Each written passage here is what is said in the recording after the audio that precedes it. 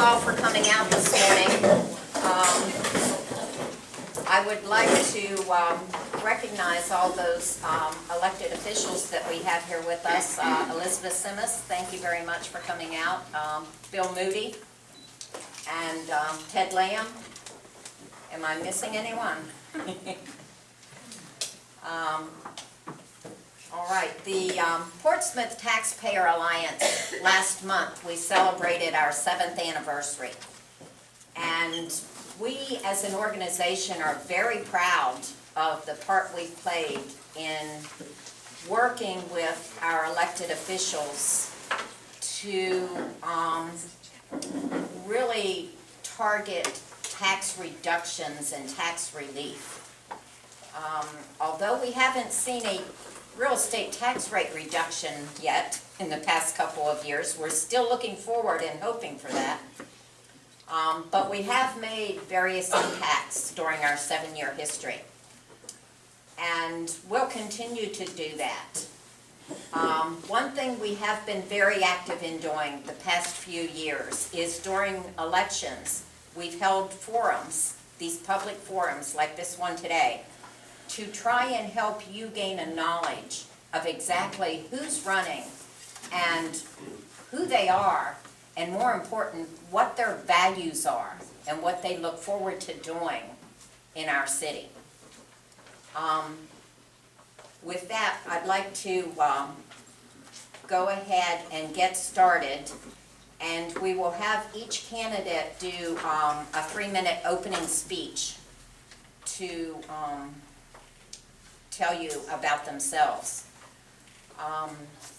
And Mark, as always, we appreciate you filming this, and Mark, we'll put this on YouTube in its entirety, just so that it's no filming or pictures or anything are used for, to further political objectives. And with that, I would like to welcome all of the candidates who are here today. Kentrell Devon was supposed to be here, so she might be running a little late. Mr. Fleming could not make it. Laura McIntyre, Jennifer, she was supposed to be here, but is there... She has a personal emergency, unfortunately. She was preparing for this event, and it's out of state. So, thank you for the offer and the opportunity. Thank you. And of course, Mr. Parent, Mr. Patillo, I believe, had to go out of town also. He is out of town. Yes. And Mrs. Whitaker could not make it.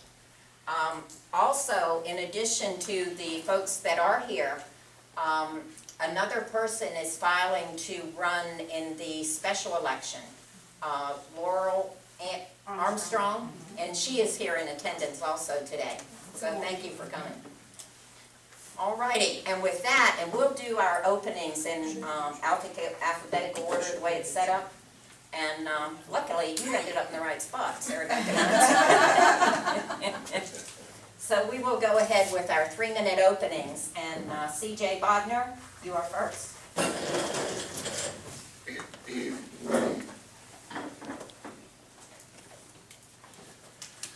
Good morning, ladies and gentlemen. I'd like to first thank the Taxpayer Alliance for having us here. I think these forums are a fantastic way to be able to get out what we're looking to do if we are elected. As Pat said, my name is C.J. Bodner. I live in the Green Lake section of the city of Portsmouth. I am an engineer by trade, but I was raised by 2 educators. Both my parents taught in the Norfolk Public Schools for 30 years each. My brother followed them down the path of teaching. So I've been around educators my whole life. I saw a need every time I look at the school board meetings, whether watching them on TV or attending them in person. It seems like there's some confusion going on. The whole purpose of the school board is to direct the school system and educate our children. Educating our children means our schools should be fully accredited. We shouldn't have schools that their test scores are declining every year. That shouldn't be happening. That needs to be fixed, and that's the first priority of my campaign, is we need to figure out what needs to be done to be able to get the schools fully accredited. The second thing is and I found over years, I have 2 children, is that the parents who are involved are the children who have the children who succeed in school. The parents involved make sure the kids are doing their homework, make sure they're going to school, make sure they're doing the things they need to do. We need to have that parent involvement. And part of that is the parents need to feel welcome to the schools. I've gone to visit a couple schools, and the principal basically acted like I shouldn't be there, I don't need to be there. That doesn't need to be the attitude we need to have. We need an attitude where our schools are welcoming. The parents are expected to come in if there's a problem. They need to be able to come in and address the problem. If you have concerns about how your child's reading level is, or the books that they're reading aren't on the appropriate level, you need to be able to go in and talk to it without feeling like you're going into a war zone. I have a total of 6 points, and I'm only going to hit 3 of them because I do have 3 minutes and I have 30 seconds left. The last thing I want to do is look at the way technology is in our schools. We need to figure out the way society is going. Technology is becoming more and more prevalent. Very rarely, unless you are sending a thank you note, do you ever even write a letter anymore. Everything's done by computer. We need to figure out how to get the technology in the schools so that we can teach these kids how to use it properly. And I will be available, of course, for questions, and I thank you again for your time. You have a second, you have a few more seconds, go ahead. Thank you, CJ. I'll take them. We have, if anybody wants to write down questions to ask the candidates, we have cards in the back, or Dolores has some cards. If you filled one out, you can raise your hand and Dolores will get it from you. Ms. Lynn Briley.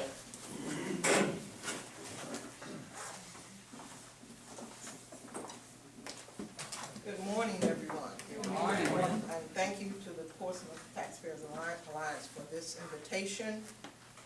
I'm glad to be here, and I'm glad to see so many interested citizens here as I talk about my experience and my platform as I seek a seat for the Portsmouth School Board. My name is Lynn Browley. Born and raised in Portsmouth, been here all my life. I have lived in 5 communities in this city. I currently live in West Park View. I retired about 1.5 years ago, almost 2 years from the Portsmouth Public School System after having served for 41 years.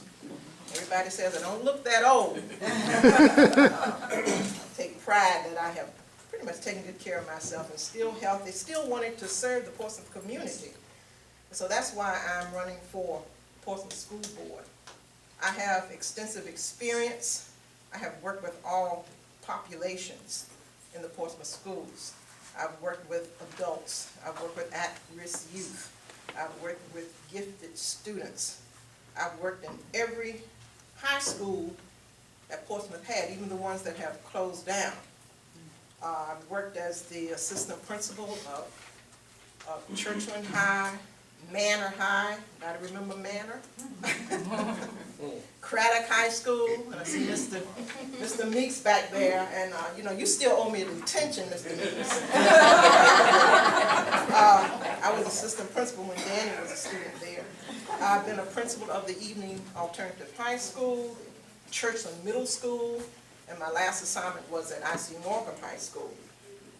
Currently serve as an adjunct instructor at Tidewater Community College because I'm a lifelong learner. I love learning. I love teaching.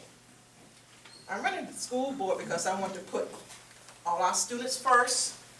I promote accountability and cooperation. Accountability in that every entity in this city has to be accountable to promote the economic success of this city.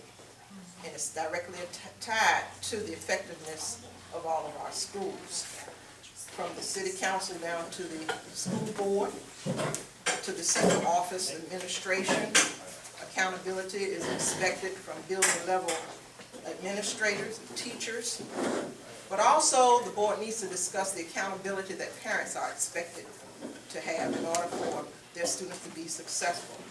We want to make students accountable for their success by promoting good behavior in schools and expectations for success. Cooperation, we have to cooperate with city council. They're our funding source. We have to have a trustworthy, honest relationship with the council and the citizens who pay taxes. I have done this in all my career in school to promote accountability and cooperation. Our major concerns are the recruitment and retention of qualified teachers and staff. That's been a problem for years. We still have to have. Thank you. Thank you very much. I'll be willing to talk to anybody. It's not often you get to tell a teacher to sit down.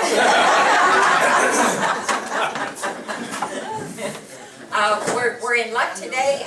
Ms. Kentrell Devon just showed up. She had a family emergency at the emergency room, and so that's why she was a few minutes late. Also, I wanted to recognize Danny Meeks, our councilman. I didn't see him earlier. All righty, Kentrell, you're on, 3 minutes. Good morning, my name is Geduldig Devon. I have been a resident of Portsmouth all of my life. I have been fighting for the children for about 5 years now when I launched a Say No to Sex, Yes to College campaign. That is my passion. I didn't realize that in doing that it would pull me beyond the scope of keeping college in front of them. Once I realized so many of them were struggling with the basic learning skills, math, science, reading, I decided to take it a little further, and I began partnering with the community and doing events to raise awareness that they don't have to just drop out of school. There are options and alternatives, such as teaching them trades and getting them out of the rut of where they are and focusing on where they can go. I have 4 sons of my own, 2 who have already graduated through the Portsmouth public school system, 2 who are very active in Woodrow Wilson High School. They will be upcoming juniors. 1 who had a shoulder injury, which is why I'm late today, football practice. But they are honor roll students, and I'm expecting them to do well again this year. My goal is to make sure we have communication with the council, parents, teachers, and administration. Right now, that is not the best avenue, or one of our strengths, I would say. It can definitely be strengthened. Also, I want to make sure that our funds are going towards our classrooms. I hear the cry of the teachers. We see the need, but I've seen a lack of productivity in that area. And I don't believe a classroom that's suffering is going to produce excellent students. So I think that's an area that we need to target and really focus on. I plan to be there for the parents who wants to get more involved but don't know quite how. PTA is one avenue that we need to push and press forward with. We need more community involvement instead of blaming each other and fighting against each other.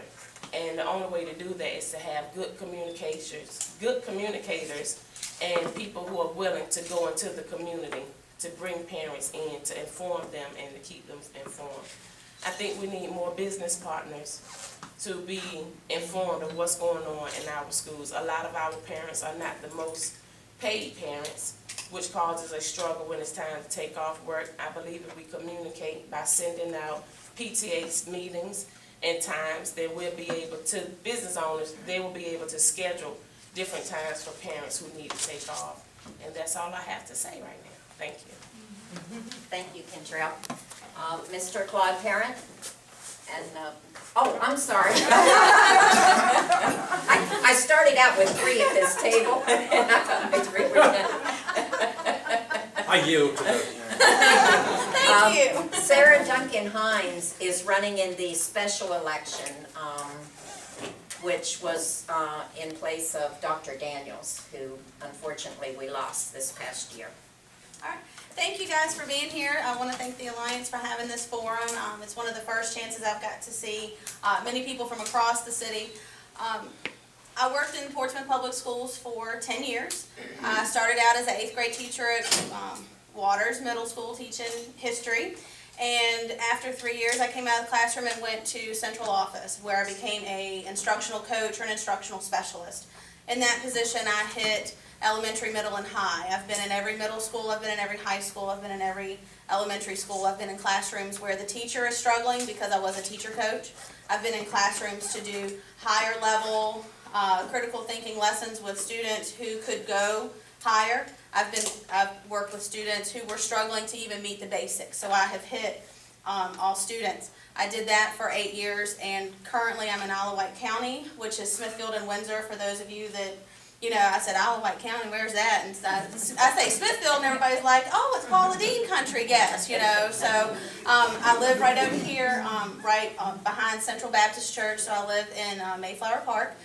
And in my time in Isle of Wight County, I have grown from just social studies. I'm now a coordinator of English. I administer a Title III grant, which is federally funded for students that come to this country and English is not their first language. So I know the struggles of those students. I currently mentor and run the mentor program for new teachers, so I see the new teachers that are coming out of college. I mentor them so that they can have a good grasp of what's going on. And currently we are looking at revamping our AP and our dual enrollment program in Isle of Wight County, so I am affiliated with those programs as well. Moving from Portsmouth was bittersweet because Portsmouth is my home. Born and bred and went to Manor, Ms. Riley. My husband is from Craddock High School, and now we have a son, so I am really a Portsmouth girl through and through. My parents are shipyard, my grandparents were shipyard, so I'm not a Navy brat, I'm a shipyard brat. But leaving Portsmouth was bittersweet, but I understand it now. It's my time to come and work with the school board because I can have more opportunity for change at a school board level than I can in the trenches. And so what I want to see happen is technology in our classrooms. I have laid out a one-to-one. All of our high school students in Isle of Wight County have iPads currently. I was a part of that program that helped laid out one-to-one, that have taught teachers to do how to teach with technology because that is different. I want to see our money back in our classrooms. When I taught, we had $150 that we could spend for our classrooms every year. That is now gone. Where did that go? Our money needs to be in those classrooms so that it can affect the children because it is the children that we're here for, and that's my time. Thank you very much. Thank you, Sarah. Karen? Excuse me, good morning, and thank the Alliance for having us today. I am currently a minister of administration, and I work with senior adults at First Baptist Church in Norfolk. And every time the pastor asks me to do the devotion or something at church, I don't like the pulpit, so you'll find me here closer to you because I really feel that's how you connect with people. I spent 39 years with Portsmouth Public Schools. When I arrived in Portsmouth back in 1966, I taught at the old Thomas Jefferson Elementary School. Some of you may know what that school was. Of course, it's demolished. And that was my first introduction of children that were really needed. They really needed a lot. I left there and as a classroom teacher, became an assistant principal, then became principal of Port Norfolk Elementary School. And I think one of my students is here, Nathan is here. From there, I went to central office and spent years in instruction and writing grants for the school division and being director of instruction. I told all the superintendents, I will do anything, but don't put me in transportation because I'll never get the buses right. So I've done all of those things over my 39 years. And I left Portsmouth to go to First Baptist to be their church administrator and to be minister of senior adults. The reason I'm running for school board, and I ran in 2010, the question came to me is that, you were in education for all these years. Why do you want to be on the school board? And my slogan was, I'm doing it just for the kids. Yesterday I was interviewed by PEA and the same question came up. Why do you want to be on the school board? And the reason is my passion for kids. And I feel that over the years that being on the school board, the 4 years that I've been on the school board, of course I'm running for re-election. I was just elected vice chair of the school board, replacing, of course, Dr. Daniels, who unfortunately passed away. I've just 6 months ago was placed on the subcommittee of the finance committee for the school board. I'm also on the subcommittee for human relations and governance. I work very closely with the superintendent. And my three things real quickly is one, that we've got to rate, all of our schools have got to be accredited. If you noticed in the paper last week, I said, when we asked the principals to come before us, and I heard all of their needs, but I said there are no excuses, because all children can learn. We all learn at different rates, but all children can learn. So I don't want to hear any excuses. So that's number one. Number two is that it's going to be very critical that we, and I'll finish this sentence, it's very critical that we hire a superintendent that has urban education, is strong in instruction, and understands children of poverty. Thank you. Thank you. Linda Ridenour?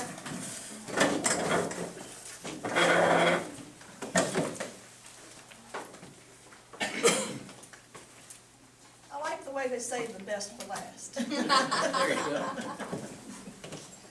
I too thank you so much for doing this. I think it's really important for organizations like this and for Civic League to have forums. I sometimes think this time of the year when election is coming up, put away your business meetings and just devote it to listening to candidates, getting to know them, asking questions, so that you will be able to, in a small way, measure the character and vote for the person that you're going to be able to depend on to do what's right. So you are the people that care about doing that, and I certainly do appreciate it. I ran into a parent last night of a student that I taught in the magnet program, and I promised her I would start with this statement. It gave me chills, but we were talking, etc., and she said, "Miss Ridenour, you bring the truth when you come anywhere." And my character is uncannily optimistic, and I am honest, and I want to do what's right. Whatever the concerns and the issues, I look at both sides and I do research. And then I decide what's right, and that's the way I vote, if a vote is needed. My entire career has been in education. You can look at the sheets that I've passed out. Master's degree in leadership administration. And the awards I have received and been nominated for indicate and applaud my commitment to 24/7 working for kids. But this lady last night said to me over and over and over until I said, "Just stop it.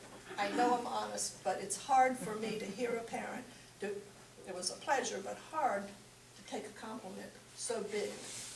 And that's my concern about working in the school system.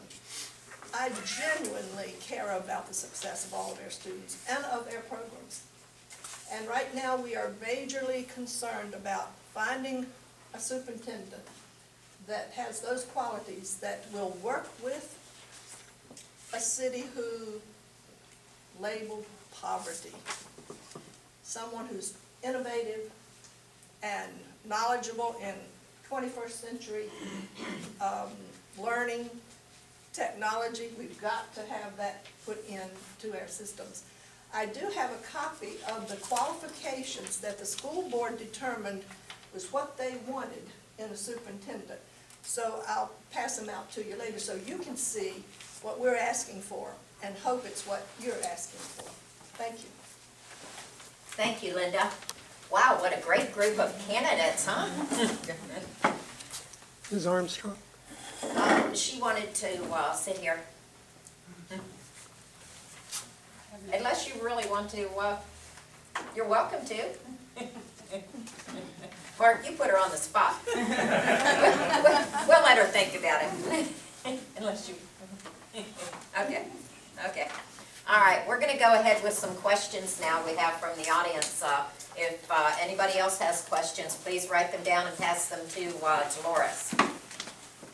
We'll start this first question here with CJ, and we'll work down the table that way so everybody has a chance to answer.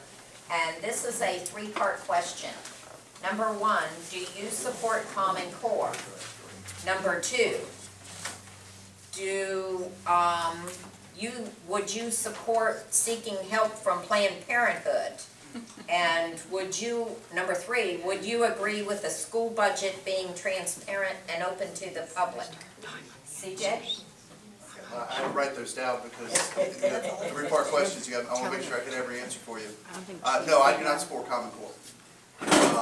I believe every student doesn't need to know the exact same information. Every student learns differently. Some students have an aptitude for math, they have an aptitude for science, and they're going to excel beyond other students. And Common Core, from everything I've read, everything I've seen, wants every student to learn the exact same information. Support from Planned Parenthood, I'm going to go again, no. We've got programs in the schools that do a lot of the same things that Planned Parenthood does, so I wouldn't support getting any support from Planned Parenthood. The school budget being transparent, yes. It has to be transparent. When the first budget you see is 9 line items, and it's just giving it to you by the categories, that doesn't work. When the school board's given the budget 20 minutes before the meeting, the whole 100-page document, 20 minutes before the meeting, and then told they wanted a vote on it at that meeting, and you have 6 school board members who vote yes to approve that budget without reading the whole 100 pages, that's not acceptable. We need to be transparent, we need to be able to know exactly where this money's going so we can best educate the students. Thank you. Lynn? Excuse me, for clarification, do they have a minute to address the question? Oh, I'm sorry, yes. Thank you. Yes, please keep it to 1 minute. Okay, Lynn? All right, do I support Common Core? I'm going to readily admit, I've read very little about Common Core. I know some aspects of it. The word common is something that's quite disturbing because I believe that the curriculum and learning objectives should be locally based. The needs of Portsmouth may not be the needs in Cleveland, Ohio. And so that's why we have curriculum specialists who develop our school curriculum objectives based on the needs of the students in our communities. So I don't totally support Common Core. Do I support Planned Parenthood? Certain aspects of Planned Parenthood we already have with our other social services and health department services. As a secondary school administrator, I've used those services, but every aspect of Planned Parenthood, I don't think that we would need that in the school. And of course, the school budget should be transparent to all of its citizens. Okay, I'm gonna take the easy one. The budget definitely needs to be available to the community, but it has to first be available to the board. So that's the easy one. Core, I believe a brain is a brain. It depends on how you start nourishing that brain and feeding that brain. Would I implement that? No, because we have too many levels in the classroom to just say we're gonna take it one way. Planned Parenthood, the fact that we have some young ladies with their 2nd and 3rd child, that's something I would look into. I will not lie. We have the highest STD rate within the city and in the state, in like the 3rd. So yes, those are avenues that we need to look at. When you have young men in high school with 3 children, and we just say, this is not an issue, it's definitely an issue. And until we are willing to address all the issues that I keep hearing in urban communities, we're gonna keep having urban problems. So that's my answer. Thank you. Sarah? I'm gonna stand up because I can't see that side of the room because of the pulpit or the podium, whatever it is. As a curriculum specialist and somebody that works directly day to day with curriculum, 80% of our curriculum is in Common Core. The other 20% that is not in Common Core is above and beyond what Common Core calls for. We just don't call it Common Core. A lot of the expectations that Common Core has, Virginia already has within their SOL. So I would not adopt Common Core. We have too many states that are having too many issues with it. We already have high stakes testing. We don't need to be lumped in with 47 other states is what I believe takes Common Core. Planned Parenthood, I'm honestly going to say I don't know enough about Planned Parenthood to answer that question, so I'm going to go straight to the budget. The budget, it would be my suggestion that we actually have a, what's the word I'm looking for, a committee, a transparency committee that works with our budget, that has taxpayers, that has high-stakes stakeholders where they actually come to the table and we walk through the budget. And that we actually put together a budget book that is simple and easy to understand within the categories so that we can be open and honest with how the money is being spent, and that city council is happy with that. Thank you, Sarah. What? All right, Common Core, real easy, no.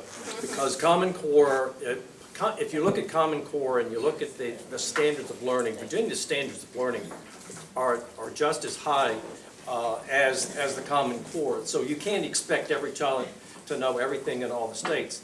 So I'm definitely against a national test, what it really is, national curriculum. Because when you take the written curriculum, the taught curriculum, and the tested curriculum, Virginia has done a very good job with that. Number two, Planned Parenthood, absolutely not. The reason I'm saying no is because we have services, but from a religious point of view, there are aspects of Planned Giving that that violates what I believe of sanctity of life. Number three, the school board budget absolutely has to be transparent. But you please have to understand that we can't pass a final school board budget until the city council appropriates funds for us to do that. And so we're going to change the way we report our budget, so it is transparent, and it should be. We have nothing to hide. Thank you. The Common Core, I think, has been totally explained to you. That's how Virginia got a waiver from trying to be pulled into Common Core because our SOL testing and scores were above what was happening with Common Core.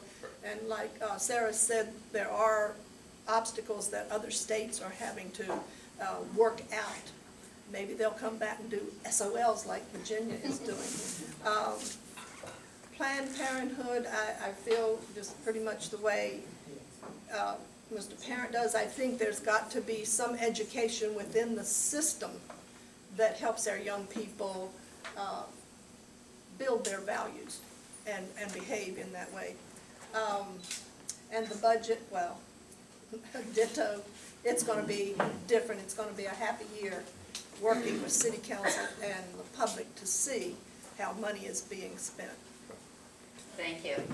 All right, this next question, we'll start with Linda and work our way back this way.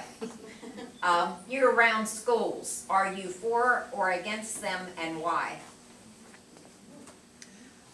I always think it's funny that people ask about year-round schools. If you are a teacher, you're into year-round schools. If you're not a summer school teacher, you're doing some kind of other project with the kids. Our STEM program serves about 600 kids in the summertime in 5 or 6 different workshops in the science area. And there are after-school programs, so school doesn't end at 2:30. So saying, am I for full-time? We're already doing it constantly, 24/7. Mr. Parent? Concept of year-round schools, I would not be for year-round schools. As Linda says, we do have summer school. We have a lot of different courses that students can take.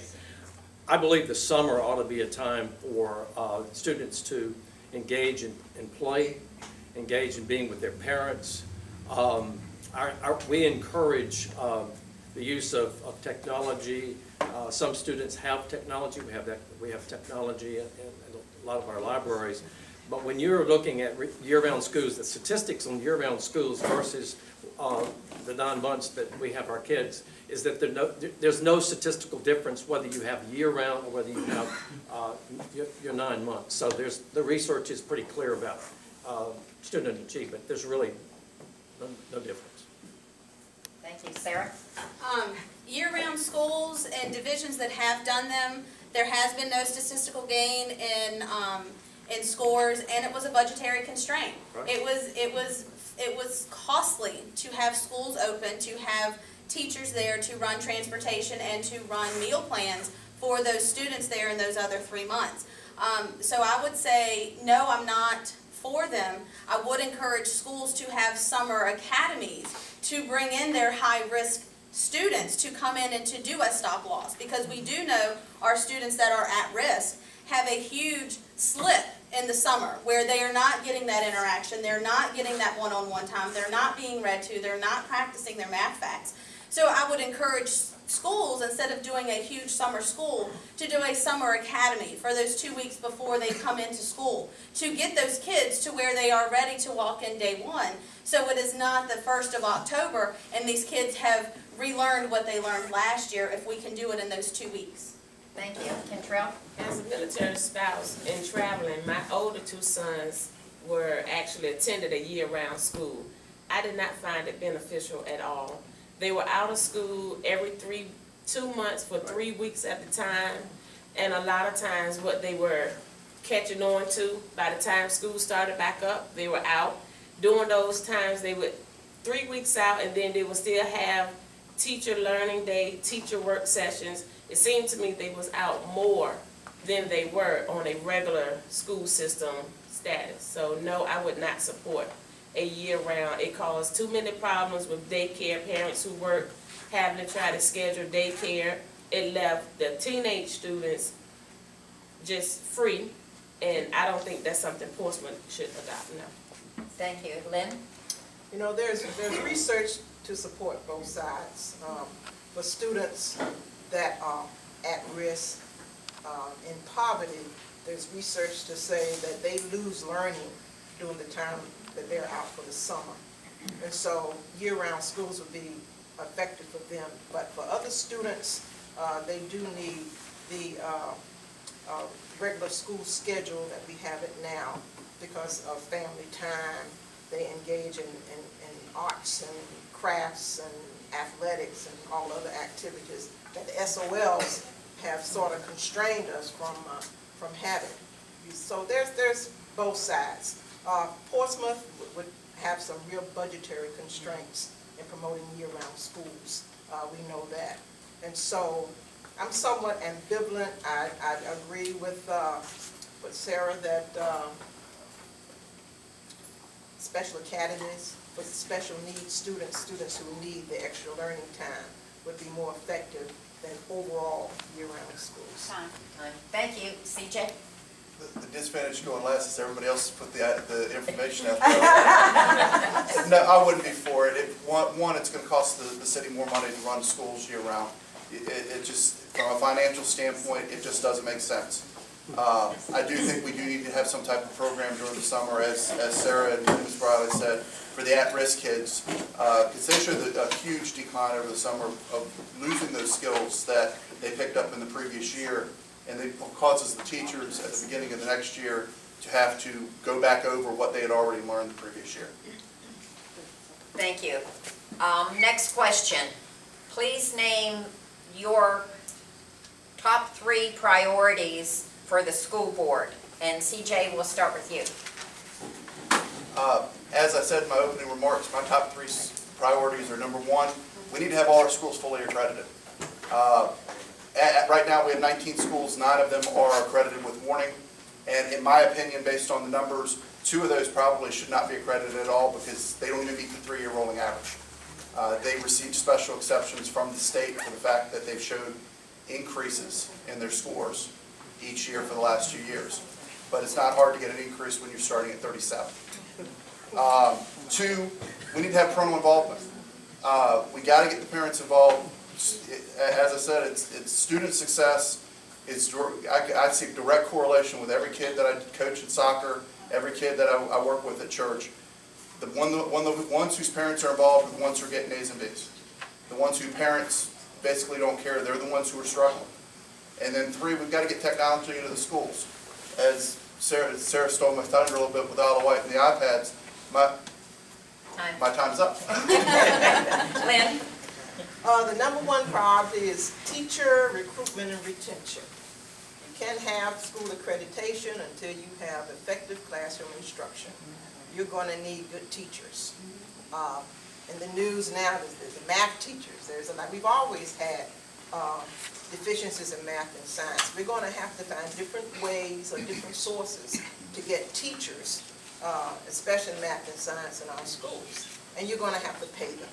My next priority is that sometimes you don't have a public school problem, you have a public image problem.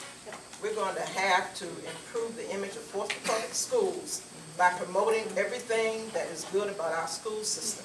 we do things so well, and I've been in the system a long time, the other school divisions have stolen our thunder and have run with it. And we don't put out there all of the programs and the strategies and everything that we do very well. My third priority is that we have career readiness. Time. Sorry. Kentrell? My first priority, again, is building strong relationships with the school system and the parents. We have to make sure the parents are welcome into the schools and have open communication with the parents. Secondly, we need to make sure our funding is going into our schools. We need to make sure our youngest classes are prepared and built strong enough that when they carry over, they can make it throughout the rest of their school time.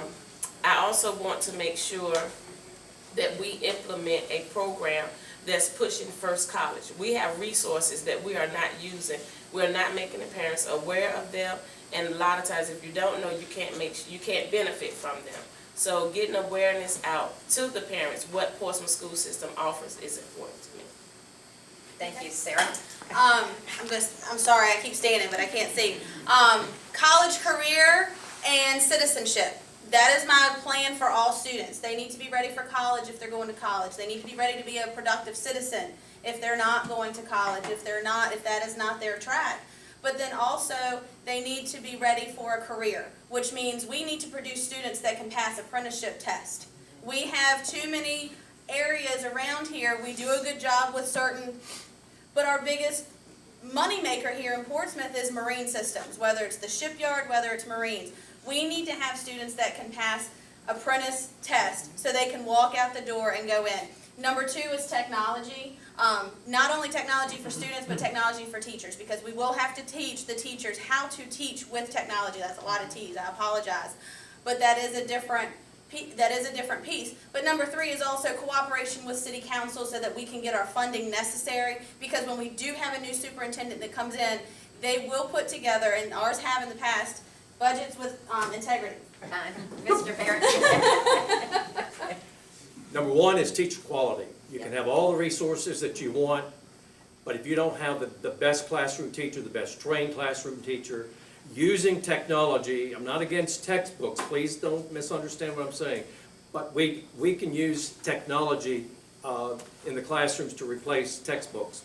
Number two, we've got to have strong leadership. We have got to attract a superintendent that is a strong instructional leader, strong in business management, and understands urban education and working with children of poverty. And the third one is that we've got to build trust, regain trust between the two entities, between the city council and the school board, because we're not at odds. We believe in the same things. We believe in that all children can learn, and I believe in my heart that city council wants to work with us. We've just got to sit down more than once a year and talk about things, because once a year is not going to do it. We need to build trust, and when we build trust, then we're all working the same thing. Thank you. Thank you, Linda. Excuse me, along with what Ms. Briley has said and several others, we need to attract and keep quality teachers. But a concern of mine is we need to get these teachers pay raises. It's been years since they've had one. There is a study that there is a correlation between good pay and successful students. Besides that, I want to focus on bringing in good leadership in our superintendent, someone that cares deeply about the success of kids and innovative and motivated to be into 21st century. Now, my other concern that I have to voice here, because I hear so many people saying Portsmouth schools need career and vo-tech stuff. We've got a state-of-the-art culinary class at Wilson High School. 3 kids this year, when they graduated, had a full scholarship to Johnson & Wales and then to the Virginia Institute. Thank you. Our next question. All right, we're just gonna change the order a little bit. Mr. Parent, we'll start with you. Okay. What qualities should the next superintendent possess to come into a struggling system and make positive change? Oh, boy, that's a good one. I think I've really addressed it because when you're coming into an urban school division, that individual needs to understand, we've got a lot of instructional strategies with working with children of poverty. And it means that the philosophy is that all children can learn. So we've got to have a superintendent that's open, that understands instruction, because the last 6 months, 7 months, we've been dealing with finances. We've got that straight. We have got to focus on getting all of our schools accredited, because that is going to translate into economic development for this city. If our schools are not fully accredited, if you go back in 2008 and 2009, when all of our schools were accredited, our budgets, the city council approved extra money for teacher raises.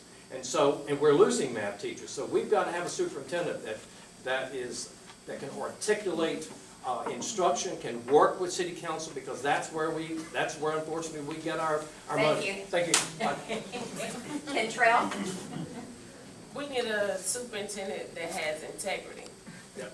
We need a superintendent that's honest and willing at all times to open the books up and state his plans. We need a superintendent who understands he's working with the urban community, but will not use excuses as a handicap. Thank you. CJ? Good thing is, Mr. Parent's right. First thing I think we need a superintendent who's going to help figure out how to get accreditation for all the schools. If the schools aren't accredited, you're not teaching the kids anything. And the whole purpose of the school system is educate our children. So that's number one, is we've got to find someone who's going to figure out how to get the schools accredited. Two, I agree completely with Kentrell, integrity and honesty. We got to make sure we have somebody who's, if we ask a question, he can give us the answer and not say, we'll get back to you. And three, we need to have someone who understands that we're not the richest community in the world. This is the dollars you have to work with. We need to be financially responsible with those dollars and put them to the best use to educate the kids, because that's the function of the school system. Thank you. Linda? Well, as everyone has said, we need the type of leadership that appreciates diversity in our community, that knows how to work with the economic situation that we have here. Someone, though, that is very innovative in the kind of 21st century instruction that's going to bring up the scores, that's going to make success for our students, and again, that works well with the community, parents, and other city leaders, that kind of thing. Thank you. I'll pass these out as I leave to show Thank you. what the board came up with. Sarah? Just because I have been. A teacher, you always think better on your feet. Number one, we need a superintendent that can rebrand Portsmouth. Innovative, energetic, that will connect with communities, that will connect with community partners. We need to rebrand Portsmouth Public Schools. We need to bring that energy back.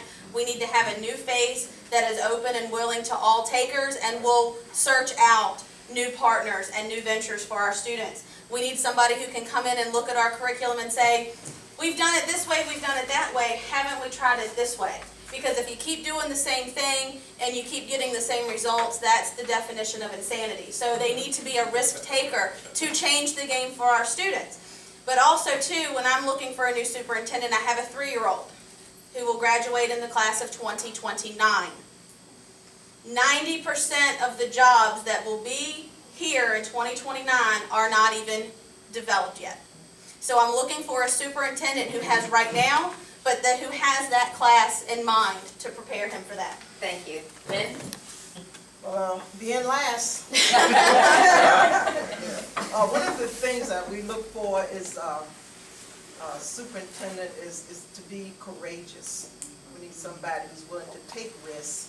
They need to be courageous. They need to prioritize, work well with all communities in the city, build partnerships. A lot of the problems can be resolved if we cooperate and interact with other agencies already in the city. We need a superintendent who is committed to working with city council and who understands we may have some budget restraints, but are willing to communicate with our communities what we need so the community can be invested. Thank you. All right, our next question. In reference to school safety and security, what do you feel about the school resource officer program and its expansion to all schools? And we'll start with Sarah. Safety and security. Everybody needs to be safe to learn. The teachers need to feel safe to have a safe environment. The students need to feel safe so that they can do their best. School resource officers do need to be at every school at every level. Do they need to be there all day? I don't know that we can afford that. But there are certain times of a day, as an administrator, you know are busier within your building. Beginning of the day, end of the day. Some of our schools are close enough that if you have a school resource officer, they can be there within 5 minutes if they're located at another school. We should have school resource officers that are available for all of our schools, not just the high school students. Because it's not necessarily the students that bring baggage in, it's the parents that bring in the baggage, and that we need to be prepared for that. Thank you. CJ? I'm gonna agree with Sarah, yes, we need to have school resource officers at every school. The kids, obviously they have to have parents involved, but they also need to feel safe when they're out there. We need to be able to have this teaching for these school safety resource officers to also help with recognizing when bullying is occurring, because bullying is a big issue. It came up at the school board retreat last week, and we need to be able to address those issues and make sure every kid is safe, because if they have a safe environment, then they're going to feel like learning. Thank you. Kentrail? Yes, my sons are in the school system, so definitely yes, but we need officers who will not become complacent while they're there.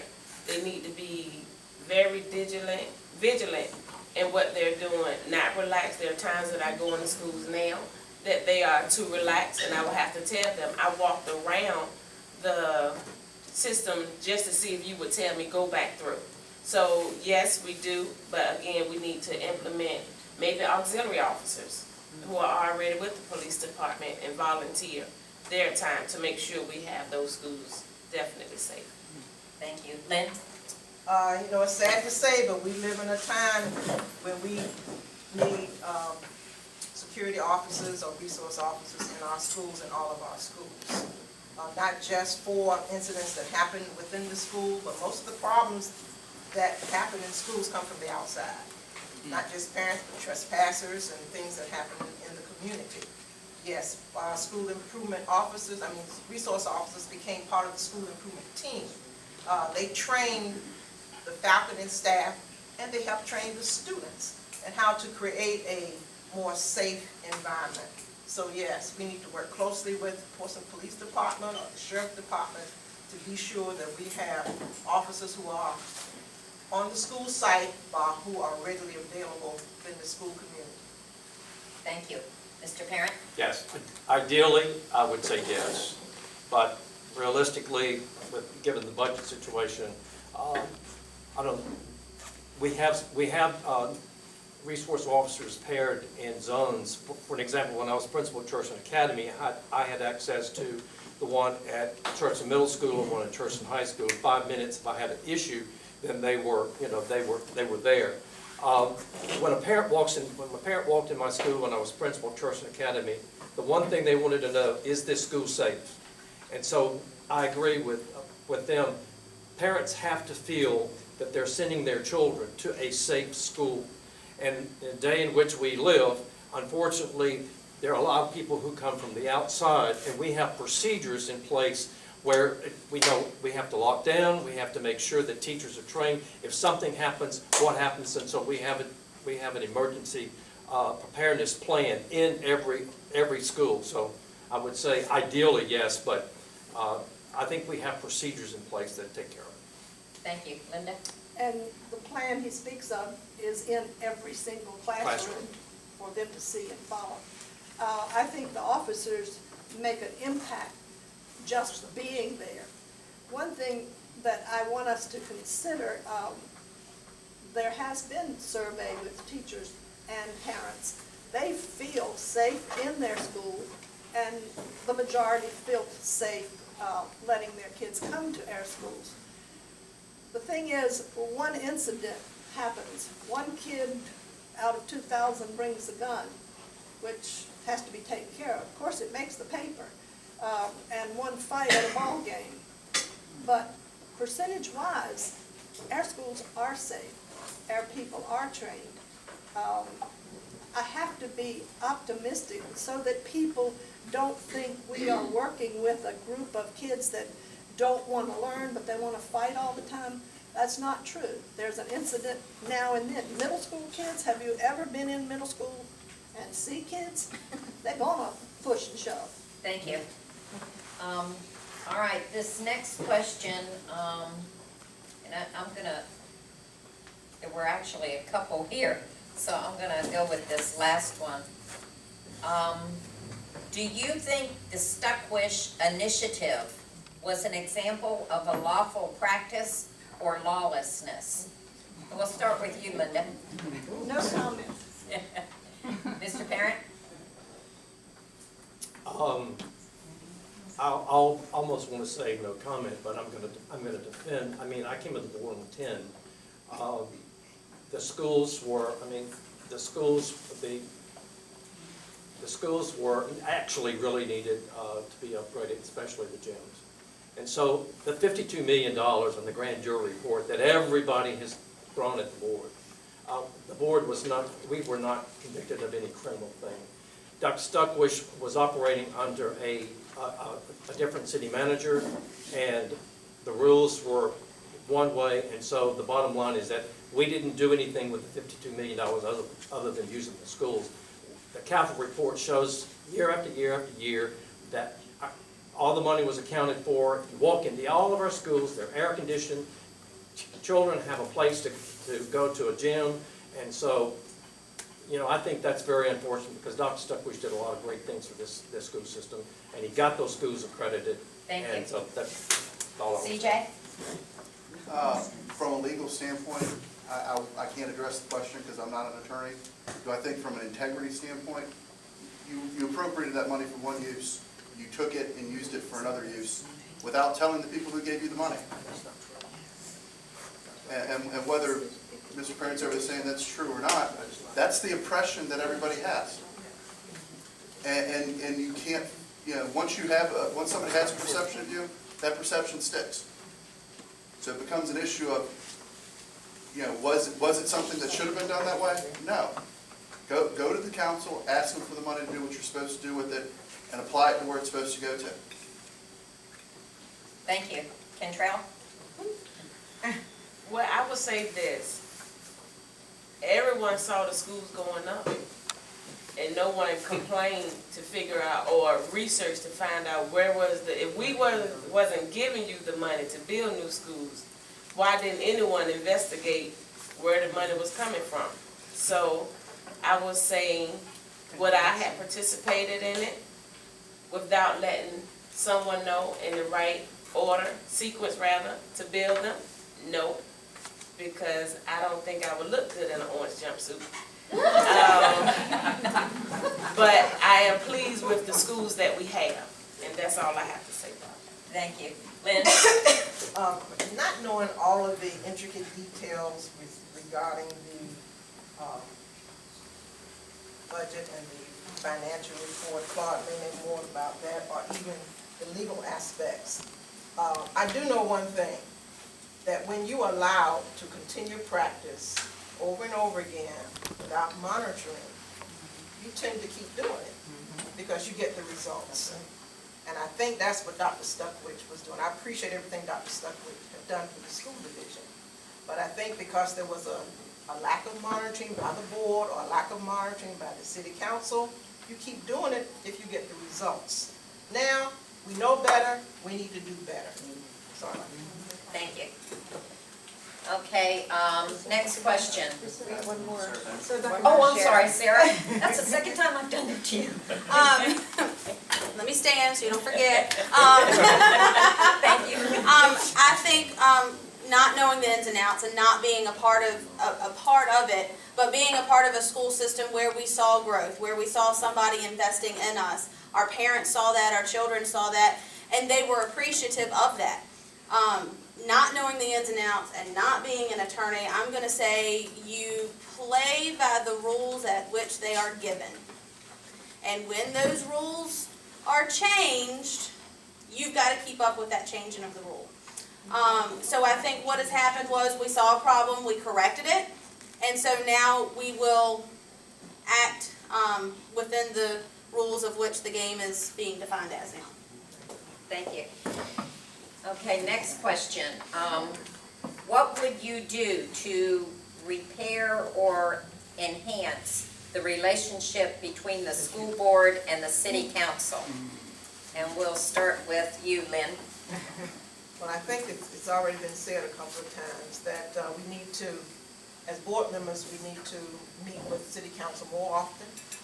We need to be people of integrity, honest and trustworthy on both sides. We need to work as a team for the good of the citizens of Portsmouth, and especially for the good of the students, so they can be provided the resources needed in order to be exceptional, not only in the classroom, but exceptional in life. We have to work as a team, we have to work together, and we need people of integrity and courage to continue to work for Portsmouth Public Schools.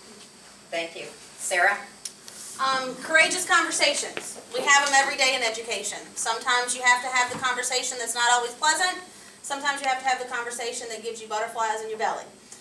With that being said, we need courageous conversations to happen between school board and city council. We need to meet more than once a year. With categorical funding, we need to have an open dialogue with them because there will be instances where we need immediate action from them.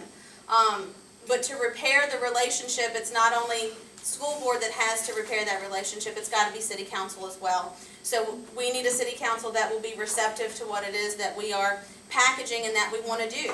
We are one of their best brands that they have, that they sell. They give us our money. We are one of their most visible and their best brand, and we need to be treated as such. You know, that relationship, you're treated how you're treated, it's one of those things. We want to be successful. We want to be your best brand, but we also need and desire a collaborative working relationship. Thank you. Linda? Well, one of the things, I guess it was about 6 or 8 years ago that city council and school board did, we each had a partner from both sides. Ray Smith was my partner. We traveled together up to Richmond to see the Uplift project that was put in place to help at-risk students. We went on a conference together about schools that work. We visited schools together. So each school board member had a city council member, and they worked together to go to the schools, to go to the meetings together, and it made it a collaborative group that you could feel like you could have courageous conversations with because your buddy was on the city council or your buddy was on the school board. I think that would, after we get the conversations going, I think that would be a great idea for us to show the communities that we're working together because we're partners. Thank you. Lynn? Don't I answer that question? Oh, I'm sorry. I mixed up too much. CJ? I agree with what most of everyone said. We need to have more meetings than once a year between council and school board. We need to have an open and honest dialogue as to why we need, why we're requesting the funds, what they're going to be used for. And I've talked to a couple members of the council, and I think I could probably state this without getting any of them getting mad at me. I think they all want to see our kids educated. And they realize the education is important, and we can't do it without the funds. But they need to know why we need those funds, where they're going, and we need to be open and honest about how it's being done. Thank you. Kentrell? We need to stop the blame game. Until we stop pointing the finger and blaming the council for taking a stand. Unfortunately, many of us did not like the stand that they took, but because of the actions that was taking place, the lack of trust that was there, they had to do that. So in order to have a better relationship, we have to stop the blame game, move forward by electing Geduldig-Yatrofsky, and make sure we have open communication. And that's the key. There was no communication, and with any relationship without communication, it is going to die. It is going to suffer. We all have the same goal. We all have the same principles, which is educating the children in integrity. And that's the only way we'll be able to move forward, stop the blame game. Thank you. Mr. Parent? Jim Collins has written a book, if you read it, it's called Good to Great, but he's written a new book called The Advantage.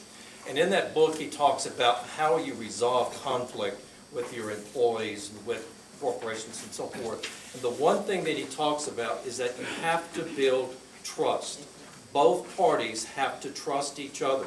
So I agree, we've got to stop blaming each other. I don't get up every morning and say, I'm gonna be ugly to the city council. The bottom line is that I want to work with the city council. I honestly want us to bridge these things together, because the financial part of it, that's been resolved.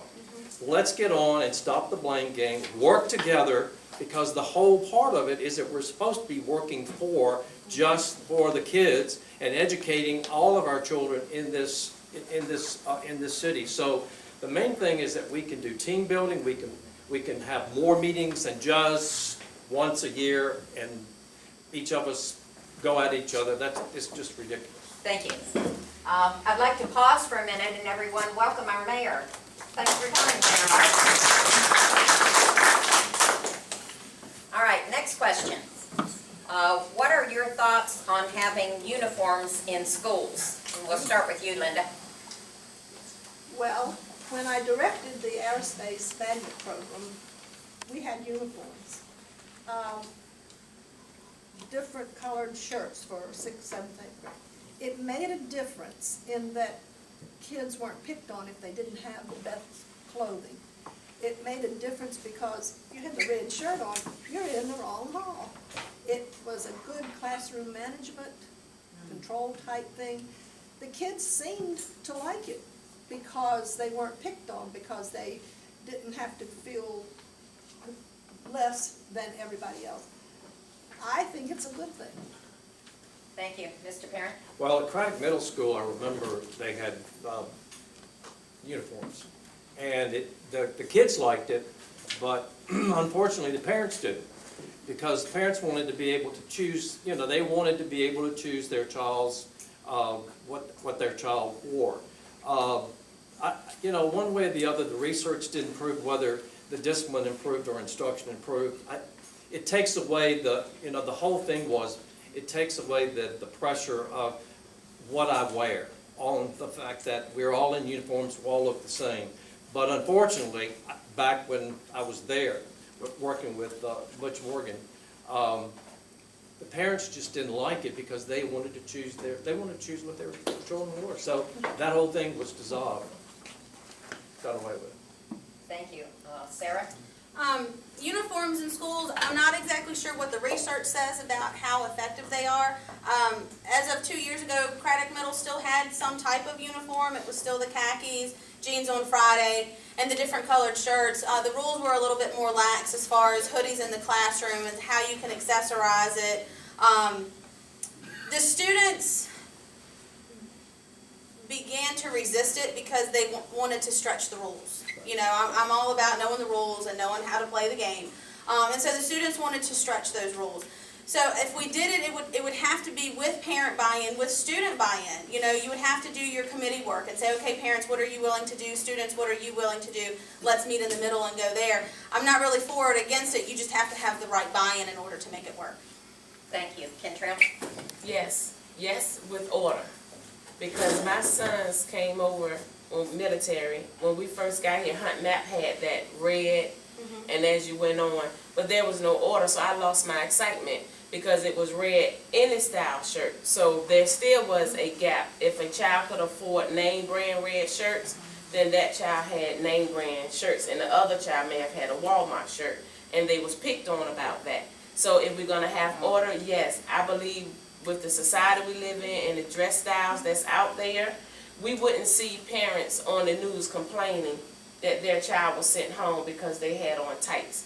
The buy-in is what we sell, what we promote, and the way we promote it in a decent order to let them know this is for your benefit, that we have this, we implement this dress code. So yes, with order. Thank you. Lynn? I think there's research to support both points of view. I think in elementary and middle school, uniforms, of course, with order, have been quite effective. The higher you get in the secondary level, you have less parent buy-in, because at the secondary level, kids run the show. And that they have been more resistant to having uniforms at the secondary level. But there are some models in some urban districts that have these academies that do use uniforms, and gender-based schools that have been quite effective. All depends on the demographics and the student and the parent buy-in. Thank you. CJ? I would have no problem with uniforms in schools, but the biggest issue I see is the kids have to buy into it.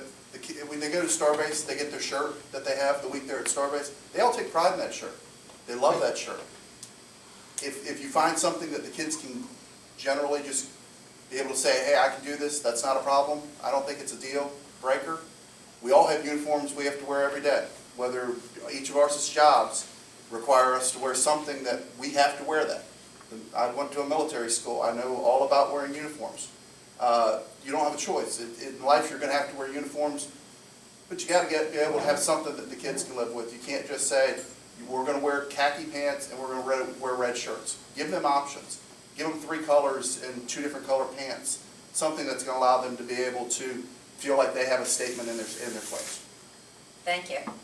Okay, I'm gonna, in finishing up here, I'm gonna ask a couple of questions, and we'd like to have just a yes or a no answer. And we'll start with you, Linda. Should the school board be involved in preparing the budget? The school boards, Yes or no, please? no, but they have to approve it. Mr. Parent? Absolutely.